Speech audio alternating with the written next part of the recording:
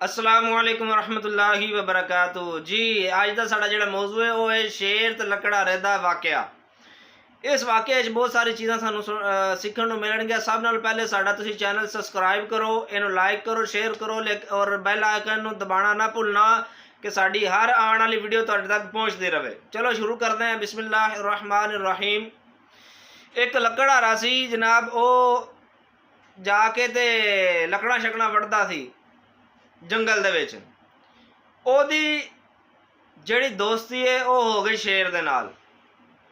वो लकड़ा शकड़ा वढ़दा सी, ओदी शेर नाल दोस्ती हो गई और शेर ने सारे जंगल के जितने भी उत्थे रहने वाले जानवर सन उन्होंने आख्या भी ये मेरा यार है, बेली है, तो इनू तुसां जनाब तंग नहीं करना, तेन परेशान नहीं करना।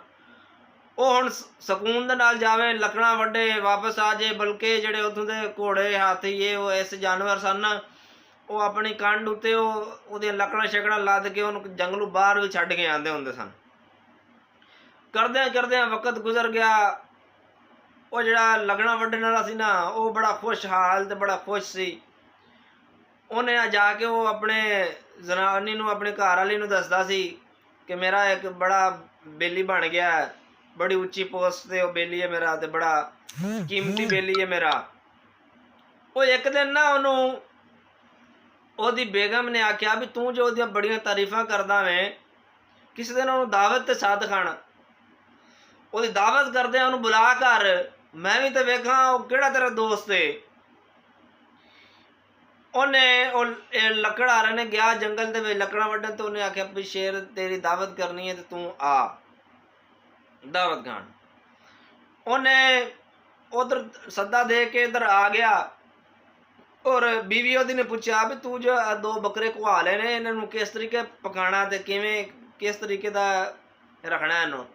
तो उन्हें बंदे ने आख्या जे खलो जा, वो आएगा तो फिर मैं तेन दसांगा, अजे पिया रहन दे, दो बकरे जिवें कीते ने पे रहन दे।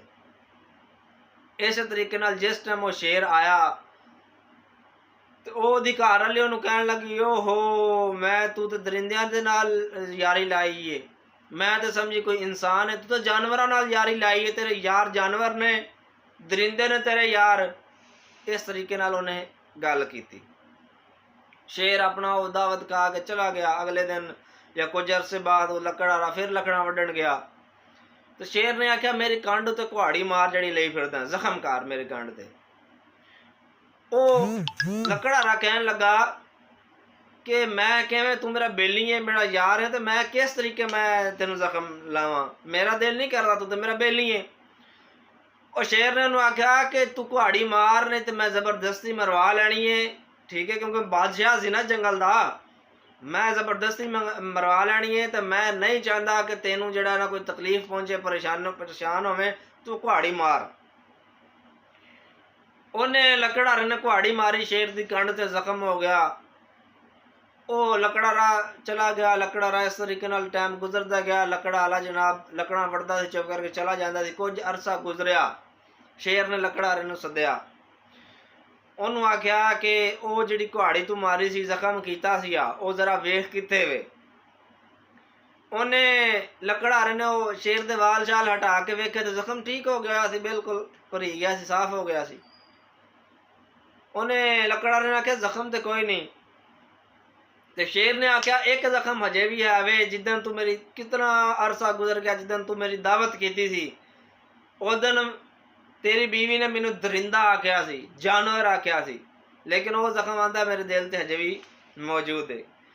ये वाकया सुनान का जिहड़ा मकसद है वो ये वे कि बंदा वक्त गुजर जाता है, सारा कुछ हो जाता है, लेकिन बंदे का लहजा कभी नहीं भुलता, बंदे दियां कीतियां हुई गल्लां कभी नहीं भुलदियां, दुखाया होया दिल वो नहीं कभी भी बंदा भुलता। इसलिए कोशिश यही करते रहना भी अगर किसी का दिल ना टुटे, किसी का अगर दिल टुट गया तो सारी जिंदगी वो तुहाडी सारियां गल्लां भुल सकता, लेकिन वो तुहाडी वो गल नहीं भुल सकता जिन्हें उन्होंने तकलीफ पहुँचाई।